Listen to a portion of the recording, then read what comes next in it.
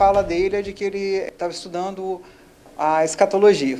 Indaguei para ele o que seria isso, ele mencionou que é uma doutrina que estuda o fim dos tempos, e que no dia anterior ele tinha tido uma discussão com a então convivente dele, a esposa, e por conta de ela ser contra, ele está tão envolvido com esse tipo de doutrina. Seja muito bem-vindo ao Papo com Deus. O tema hoje é sério, nós queremos tratar esse assunto com muita responsabilidade, exatamente porque nós também tratamos de pessoas aqui no canal, de pelo menos 2 pessoas especificamente nós tratamos, que possuem um caso avançado ou de esquizofrenia ou de distúrbios, exatamente por visitarem canais de internet que trazem uma escatologia especulativa. Veja, todas as vezes que nós falamos de escatologia, você já vai correr para o livro do Apocalipse, entender que o livro do Apocalipse é um livro escatológico e tal.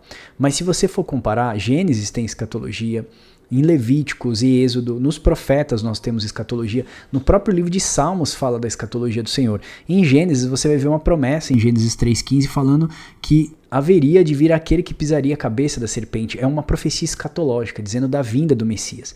Salmos vai fazer profecias através do Messias que viria, o governante, que reinaria. Os profetas trazem aquele que vai tirar o jugo de Israel, da casa de Judá, da casa das 10 tribos de Israel, ou seja, que vai tirar ele do cativeiro assírio, que vai tirar esse povo do cativeiro babilônico, que vai sarar suas feridas, que vai curar a sua terra. Então assim, nós temos diversas passagens da escritura, diversos livros tratando de escatologia. E me preocupa quando a pessoa faz uma escatologia que é especulativa, é uma escatologia que não é responsável, porque ele pega somente movimentações políticas, ou seja, ele olha a geopolítica, ele olha a economia global, então ele faz uma escatologia de jornal, como a gente costuma dizer, e não presta atenção que o objetivo do livro do Apocalipse é trazer fé e esperança para um povo. Determinados momentos, a fé e esperança era o que suscitava a fé daquela nação, daquela situação, para que a pessoa pudesse enfrentar aquelas dificuldades. Eu quero dizer para vocês que uma escatologia mal feita, uma escatologia irresponsável, acaba se tornando o que nós vimos nesse filme. Um jovem, né, uma moça, são pessoas, é um casal super jovem, um casal bonito. O homem acabou matando, tirando a vida da sua esposa, exatamente por discordar da escatologia dele. Ou seja, ele acabou ficando tão bitolado, ele acabou ficando tão asfixiado dentro do termo escatologia, ou seja, da doutrina das últimas coisas, que ele acabou se sentindo sufocado e também raivoso porque a sua esposa não compartilhava do mesmo entendimento. Veja, nós viemos de uma seara aí do Covid, depois de 2019, apareceu diversos canais na internet, muitas pessoas começaram a gravar, dizendo que era o fim dos tempos, era o cavaleiro da peste do Apocalipse. Só que, meus irmãos, se a gente parar para olhar a história, a escatologia, meu pai já faleceu, tem mais de 15 anos, meu pai passou pela escatologia dele, os meus avós tiveram a escatologia dele. No século XIV, na peste bubônica, a peste negra, nós tivemos escatologia para aquele tempo, nós tivemos ali a guerra, nós tivemos a fome, nós tivemos a morte, a peste, nós tivemos diversas condições e situações ali, tanto financeiras, econômicas, políticas e até de doença, que nós podemos olhar os cavaleiros do Apocalipse cavalgando naquela época. Da mesma forma como eles cavalgaram lá, eles cavalgam nos dias de hoje. Então primeira coisa que eu queria chamar a atenção para você é que a escatologia ela não pode ser especulativa, ela não pode ser feita com movimentações geopolíticas. Porque olha, se eu olhar hoje para dentro do Brasil, eu vou dizer para você que o Alexandre de Moraes é um grande anticristo, como está lá na escatologia bíblica, no livro do Apocalipse. Se você for, por exemplo, para os Estados Unidos, você vai pegar uma movimentação, um povo que olha de esquerda, vão dizer que o Donald Trump, ele é um tipo de um anticristo, porque ele é uma pessoa intolerável, intolerante, etc. Se você for lá para a União Soviética, ou se você for para outros lugares, como na Ásia, você vai ver o Xi Jinping como o anticristo. Ou seja, todo mundo tem o seu anticristo preferido, todo mundo tem a sua marca da besta, todo mundo tem a sua movimentação geopolítica também e econômica mundial, que você vai comparar com o livro do Apocalipse. Eu não estou aqui negando que exista uma escatologia final da última hora, mas eu quero dizer para você que esse tipo de especulação não traz fé e esperança para a vida das pessoas. Passa medo, muitas vezes acaba trazendo angústia, sofrimento e até morte, como foi nesse caso aí. Como eu disse, nós tratamos aqui 2 pessoas que eu acredito que têm problemas sérios de desvio de personalidade, e ele visita esse site de escatologia, às vezes me liga de noite e eu fico ali aconselhando ele, sempre procurando tentar contato com a família dele, exatamente porque eu entendo que é um caso de mais profundidade, a família precisa se envolver para trabalhar no tratamento. E uma vez eu pedi para ele, eu falei assim, olha, uma das pessoas, eu disse assim, me prometa que você não vai mais visitar esses sites, porque toda vez que você visita o site, você volta mais perturbado, você volta com mais problemas, e é mais difícil tratar suas feridas do que a gente tá evoluindo você, ou seja, criando anticorpos você contra esse tipo de escatologia ruim. Então, assim, é muito difícil, porque essas pessoas saem por esses canais, se alimentam de qualquer tipo de lixo escatológico, né, apocalíptico, e depois eles voltam para os nossos canais pedindo aconselhamento, ajuda, ou seja, voltam feridos, machucados. Então eu queria dizer para vocês que se você fizer uma escatologia irresponsável, você vai acabar trazendo muito medo para dentro da comunidade cristã, e eu quero lembrar do que Paulo disse aos Gálatas 5:12. Eu bem queria que os que vos andam perturbando se mutilassem a si mesmos. Paulo está falando aos Gálatas porque Paulo foi lá, fundou a igreja dos Gálatas, trouxe a doutrina de Cristo, depois apareceu um povo judaizante trazendo outras doutrinas, ou seja, a doutrina da graça, mas também a doutrina da lei como escravidão, como jugo para o peso aos Gálatas, e Paulo chega até a chamar os Gálatas de insensatos em determinado momento na sua carta. Então eu quero dizer para vocês assim, que aqueles que perturbam o corpo de Cristo, na verdade, eles não fazem um serviço bom para a obra de Deus, eles acabam atrapalhando a obra de Deus. E olha só, Romanos 16:17 corrobora com isso.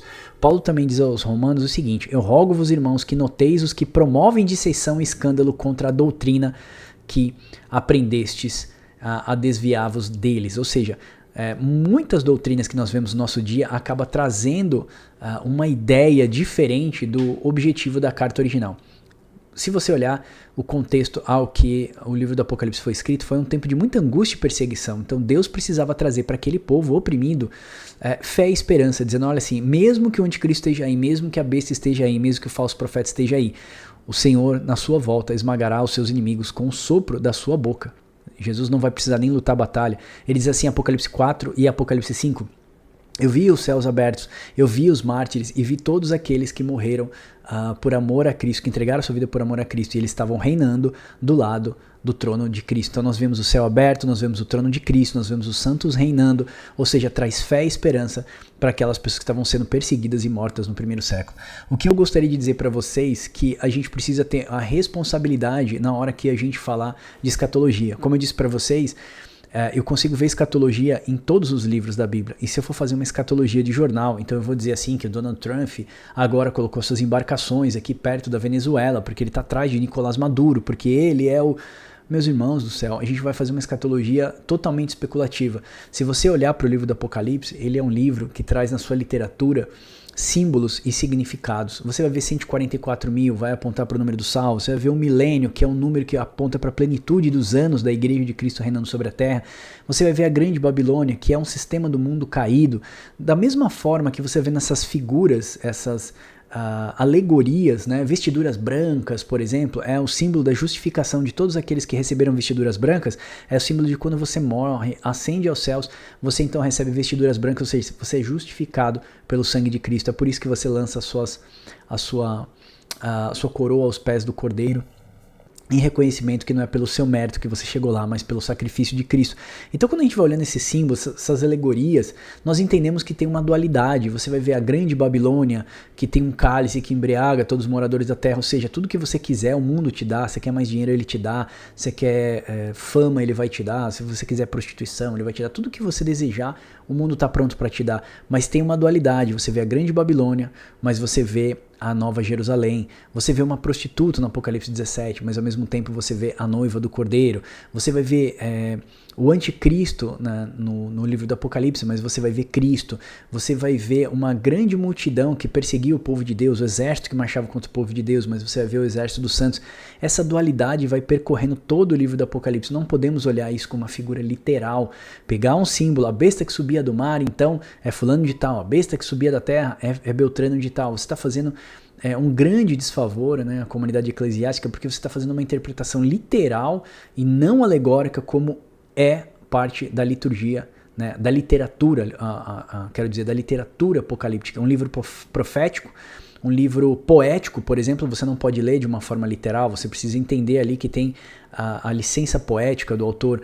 Um livro epistolar, você tem que entender qual o conceito daquela carta foi enviada para aquela comunidade, fazer interpretação e entender que ali tem ensinos e sabedorias para aquela comunidade específica naquele local. Da mesma forma, uma literatura que é profética, né, que aponta para os fins dos tempos, mas também aponta para os nossos dias hoje, ela tem o que a gente chama de metonímia, ou seja, um símbolo que aponta para bens superiores, bens maiores, e é assim que nós devemos interpretar. Então eu lamento muito o que tenha acontecido, peço para que você ore pela família dessa moça, desse rapaz que acabaram perdendo a vida, né, nesse fato, né, nesse problema fatídico, que você não venha fazer a escatologia de jornal. E eu quero te convidar a fazer escatologia gratuita, eu quero te convidar a mais de escatologia, a fazer uma teologia saudável, uma teologia pela vocação ao qual nós fomos chamados, que é sermos luz, sermos candeia nesse mundo, para que as nossas boas obras, como diz Mateus 5,16, glorifique a vosso Pai que estás nos céus, e que as nossas obras também mostrem quem é Deus que estás nos céus. Então você vai lá, ibdteologia.com.br, você vai fazer curso de teologia gratuito, não é pegadinha, 100% gratuito, 35 cursos de teologia gratuito, temos 350 e-books gratuitos. Nós não cobramos nada. O Instituto Bíblico Discipular, que é o ibdteologia.com.br, nós criamos para edificar o corpo de Cristo, porque nós sabemos que Deus está construindo uma morada para si na eternidade. Nós queremos fazer parte dessa obra, dessa construção. Então, o Papo com Deus tem esse ministério. Se você se interessou pelo nosso trabalho, se inscreve aqui no canal. Se você puder, deixa aquele like. Pega esse vídeo, manda para o teu corpo aí, para a tua comunidade. Você vai estar ajudando o nosso canal aqui a trazer uma boa teologia e abençoar vidas, que esse é o objetivo da igreja. Sermos luz para esse mundo caído, amém? Não esquece, ibdteologia.com.br. Você pode acessar lá 35 cursos gratuitos, ser edificado também e ganhar um certificado ainda de um instituto, amém? Eu espero de verdade que esse vídeo tenha te abençoado e aguardo você no próximo. Deus abençoe vocês e até o próximo Papo com Deus.